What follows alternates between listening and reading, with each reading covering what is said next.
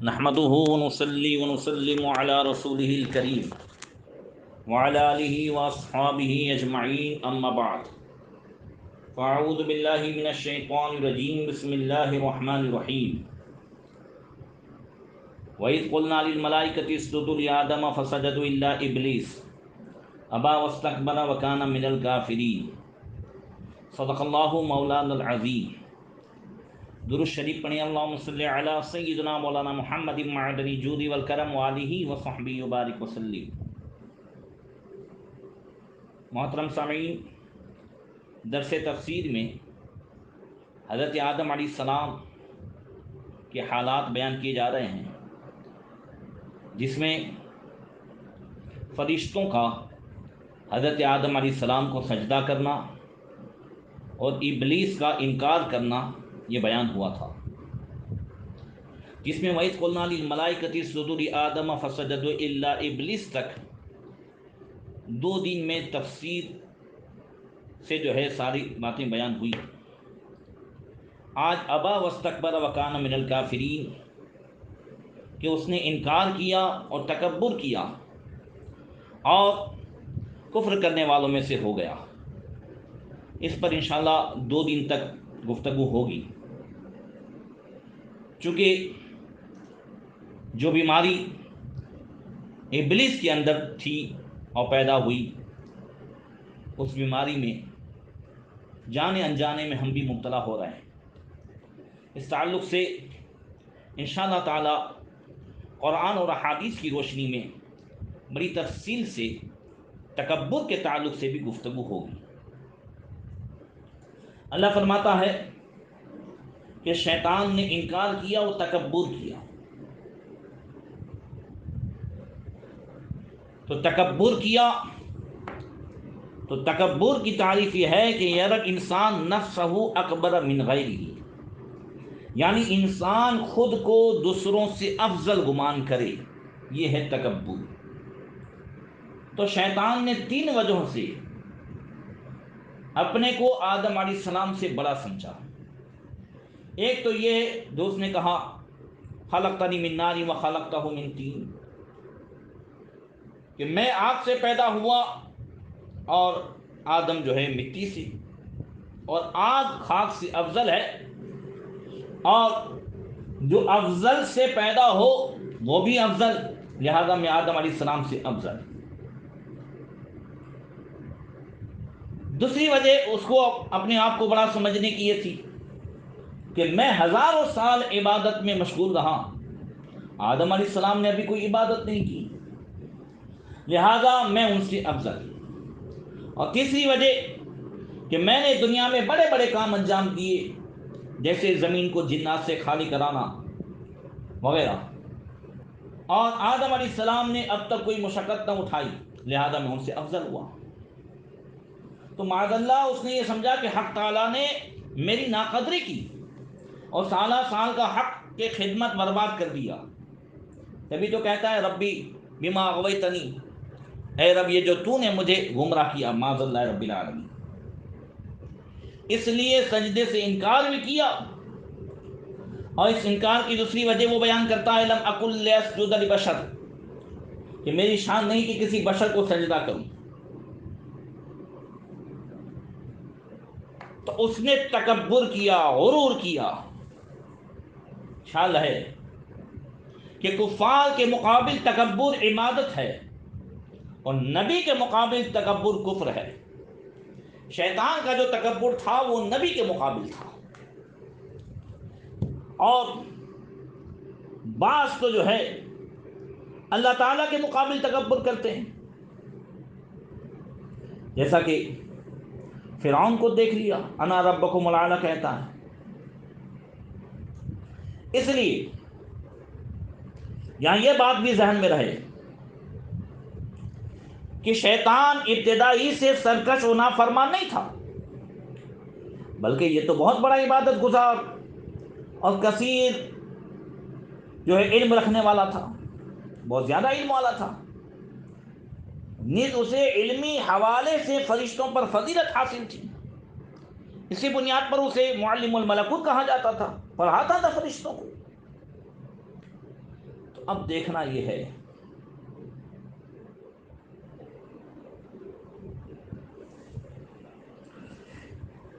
کہ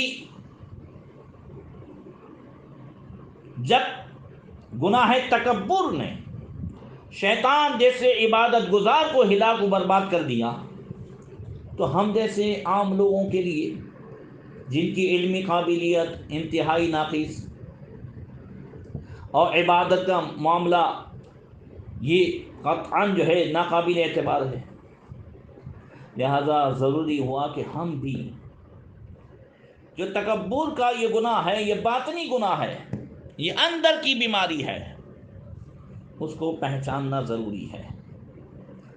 تکبر کی تعریف تو آپ سن چکے کہ تکبر کہتے ہیں کہ اگر انسان نفسہ اکبر من غیرہ، کہ انسان خود کو دوسروں سے افضل گمان کرے، یہ تکبر ہے۔ ایک تو خود کو افضل گمان کرنا، اور اس کا دوسرا جو ہے نتیجہ ہے کہ دوسروں کو حقیر جاننا۔ اگر فقط خود کو افضل جانا جائے، مقابلے میں کسی کو حقیر نہ سمجھا جائے، تو یہ تکبر نہیں بلکہ اسے اردو میں خود پسندی کہتے ہیں اور عربی میں عجب کہتے ہیں۔ اور اگر خود کو افضل گمان کر کے دوسرے کو حقیر سمجھا جائے، میں علم میں بڑا ہوں، دوسرے کو کچھ نہیں آتا ہے، میرے پاس مال ہے اس کے پاس کچھ نہیں ہے، میرے پاس یہ ہے اس کے پاس کچھ نہیں ہے، میرے پاس عہدہ ہے وہ میرے سامنے کچھ نہیں ہے، تو یہ ہے تکبر۔ ایسے شخص کو کہتے ہیں متکبر۔ اللہ ارشاد فرماتا ہے انہ لا يحب المستکبرین، یعنی بے شک اللہ تعالیٰ تکبر کرنے والے کو پسند نہیں فرماتا۔ دوسری جگہ اللہ نے ارشاد فرمایا ان الذین یستکبرون عن عبادتی سیدخلون جہنم داخرین، یعنی بے شک جو میری عبادت سے تکبر کرتے ہیں عن قریب جہنم میں ذلیل ہو کر داخل ہوں گے۔ اور احادیث پاک میں اللہ کے رسول صلی اللہ علیہ وسلم نے ارشاد فرمایا، آقا فرماتے ہیں یقول اللہ تعالی الکبریاء ردائی والعظمت ازاری فمن نازعنی واحدا منہما ادخلتہ النار۔ یہ حدیث قدسی اللہ تعالیٰ ارشاد فرماتا ہے کہ کبریائی اور عظمت یہ میری صفتیں ہیں، جو شخص ان میں سے کسی ایک میں مجھ سے مقابلہ کرے گا اسے جہنم میں ڈال دوں گا۔ دوسری روایت حضرت سلمہ بن عقو رضی اللہ تعالیٰ عنہ سے کہ اللہ کے رسول صلی اللہ علیہ وسلم نے ارشاد فرمایا لا یزال الرجل یذهب بنفسی حتی یکتب فی الجبارین فیصیبہ ما اصابہم۔ کیا آقا کریم صلی اللہ علیہ وسلم نے ارشاد فرمایا کہ آدمی کو اپنے مرتبے سے اونچے مرتبے کی طرف لے جاتا، آدمی اپنے آپ کو اپنے مرتبے سے اونچے مرتبے کی طرف لے جاتا رہتا ہے، یہاں تک کہ جبارین میں لکھ دیا جاتا ہے، پھر جو انہیں یعنی بڑے بڑے جبارین فرعون نمرود ان سب کو جو پہنچے گا وہی اس کو بھی پہنچے گا۔ اور حضرت حارثہ بن وہب رضی اللہ تعالیٰ عنہ سے روایت ہے، کہتے ہیں رسول اللہ صلی اللہ تعالیٰ علیہ وسلم نے ارشاد فرمایا الا اخبرکم باہل الجنۃ کل ضعیف متضعف لو اقسم علی اللہ لابرہ۔ حضور نے فرمایا میں تم کو جنت والوں کی خبر نہ دوں؟ وہ ضعیف ہیں، کمزور ہیں، جن کو لوگ ضعیف اور کمزور و حقیر سمجھتے ہیں، مگر ان کی شان اللہ کی بارگاہ میں یہ ہے کہ اگر اللہ پر قسم کھا بیٹھے تو اللہ تعالیٰ اس کو سچا کرتے، اس کی قسم کو پورا فرماتے۔ ہم بہت سارے لوگوں کو سمجھتے ہیں اس کے کپڑے ایسے ہیں، اس کا یہ معاملہ ایسا ہے، ایسے بہت سارے مجذوب مستان، مگر اللہ تعالیٰ کی بارگاہ میں ان کا اونچا مقام ہے۔ سیدنا شیخ ابو بکر شبلی رضی اللہ تعالیٰ عنہ، لوگ ان کو بھی پتھر مارتے تھے، دیوانہ سمجھتے تھے۔ حضرت سیدنا اویس قرنی رضی اللہ تعالیٰ عنہ، جب عمر فاروق اعظم رضی اللہ تعالیٰ عنہ نے یمن سے، کرن سے آنے والے لوگوں سے پوچھا کہ کیا اویس نام کا کوئی شخص ہے، تو ان کا چچا زاد بھائی، کزین بھائی کہنے لگا امیر المومنین وہ کوئی اتنے رتبے کا نہیں ہے کہ آپ ان کے بارے میں پوچھیں۔ تو آقا فرماتے ہیں تم کو جنت والوں کی خبر نہ دوں؟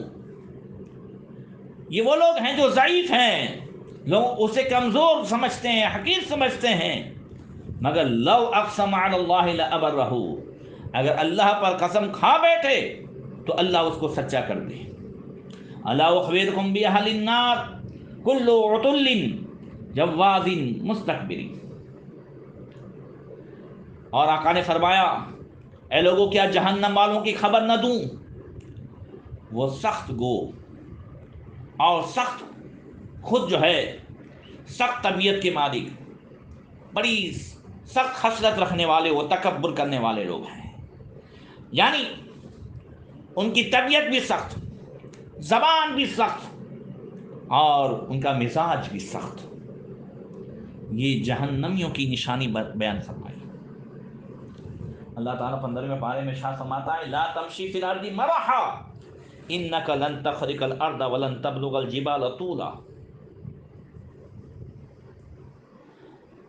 اللہ فرماتا ہے لا تمشی فی الارض مرحا، زمین میں عقل کا مت چل، اتراتا ہوا مت چل، تو کوئی زمین کو چیر نہیں دے گا اور تو کوئی پہاڑ کی بلندی کو نہیں پہنچ جائے گا۔ اللہ اکبر۔ متکبر شخص نصیحت قبول کرنا چھوڑ دیتا ہے، کیونکہ نصیحت قبول کرنے کا مطلب سامنے والے کی بڑائی اور اپنی ذات میں کسی نہ کسی کوتاہی کو تسلیم کرنا ہے۔ جو آدمی تکبر کرتا ہے وہ کسی کی نصیحت کو قبول نہیں کرتا، یہاں تک کہ نبیوں اور ولیوں کی نصیحت کو بھی قبول نہیں کرتا۔ اور ایسا شخص خود کو بے حد ذہین گمان کرتا ہے۔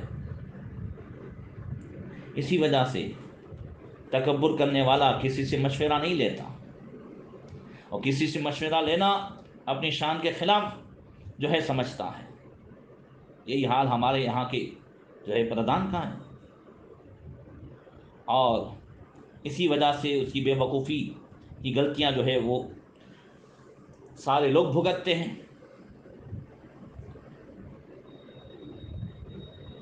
اور ایسا شخص اپنی بات کو، اپنی رائے کو آخری اور حتمی جو ہے سمجھتا ہے کہ بس اس کے پاس کسی کا کوئی وہ نہیں ہے، میں نے جو کہہ دیا وہ کہہ دیا۔ اور ایسا شخص بار بار لوگوں کے دل کو دکھاتا ہے۔ یہ چند اور نشانیاں تھیں۔ تکبر کا نتیجہ یہ ہوتا ہے کہ آدمی بڑوں سے بدتمیزی کرتا ہے، اور یہ عمل اللہ تعالیٰ کو سخت ناپسند ہے۔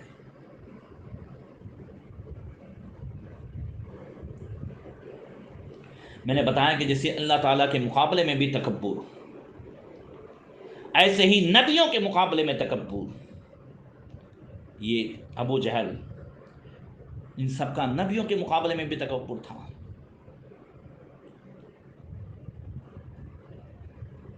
اسی طرح شریعت کے مقابلے میں بھی تکبر۔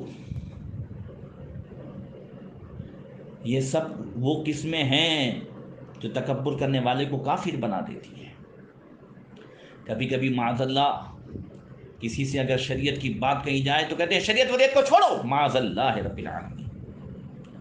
یہ جن کے دل و دماغ میں پیسہ چڑھ جاتا ہے، دنیا کی جو ہے بلندی چڑھ جاتی ہے، وہ اس قسم کی باتیں کرتے ہیں۔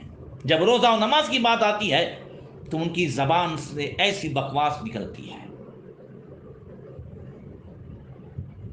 کبھی کبھی اس طرح سخت گناہ، کبھی کبھی یہ باتیں آدمی کو کفر تک پہنچا دیتی ہیں۔ اسی طرح سنت کو حقیر جاننا اور اللہ کے رسول صلی اللہ تعالیٰ علیہ وسلم کے طور طریقے کو حقیر جاننا اور اپنے آپ کو بڑا سمجھنا، جو اپنے آپ کو بہت زیادہ فیشن پرست سمجھتے ہیں، وہ سنت کی باتوں کو جو ہے معاذ اللہ دقیانوسی اور پرانے خیالات سمجھتے ہیں. یہ سب وہ باتیں ہیں کہ جس کی بنیاد پر انسان کا جو ہے دین خطرے میں آ جاتا ہے.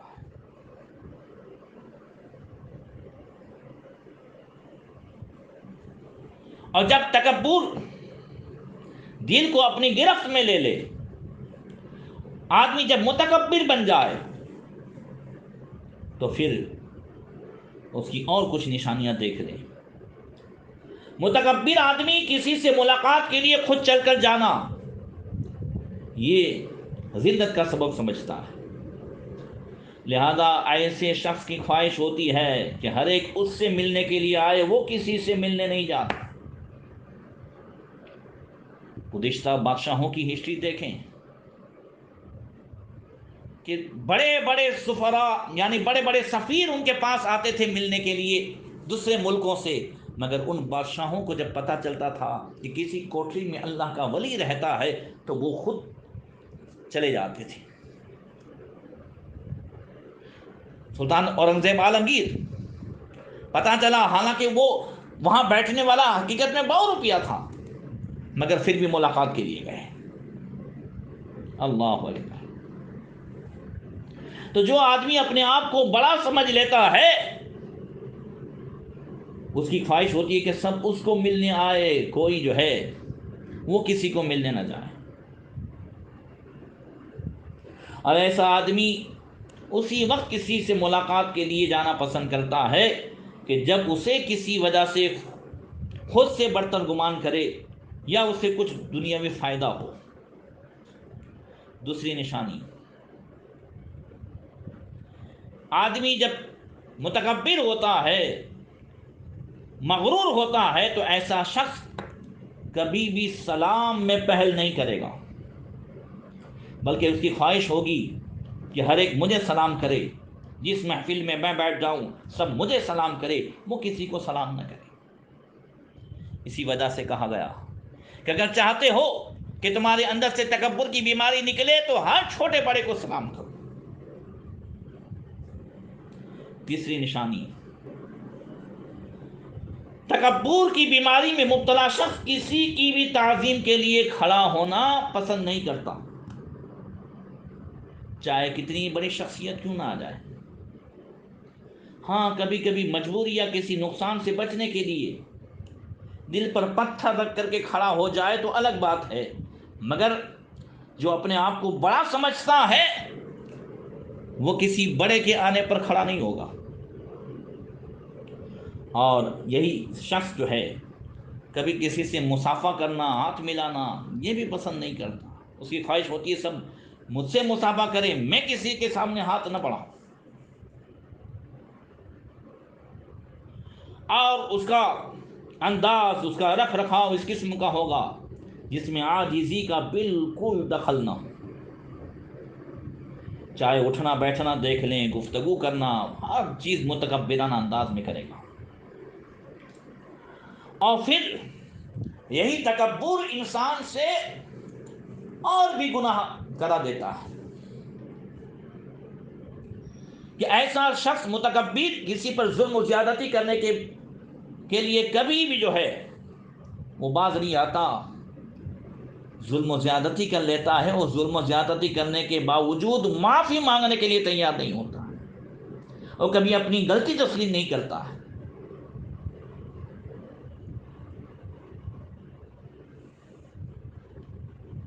اسی طرح ہمیشہ ایسا شخص مسجدوں میں بھی، اپنے جماعت میں بھی کھڑا ہونا ہو نا تو دیکھے گا کہ کون اس کے برابر کا ہے.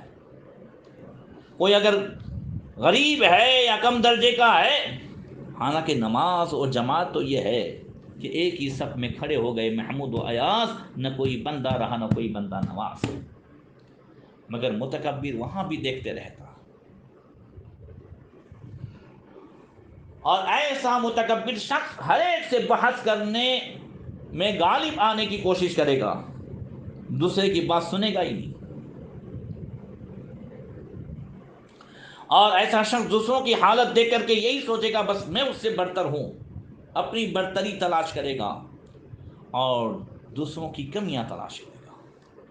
یہ چند نشانیاں تھیں، اب اس کا علاج کیا ہے وہ انشاءاللہ تعالی آئندہ بیان کیا جائے گا۔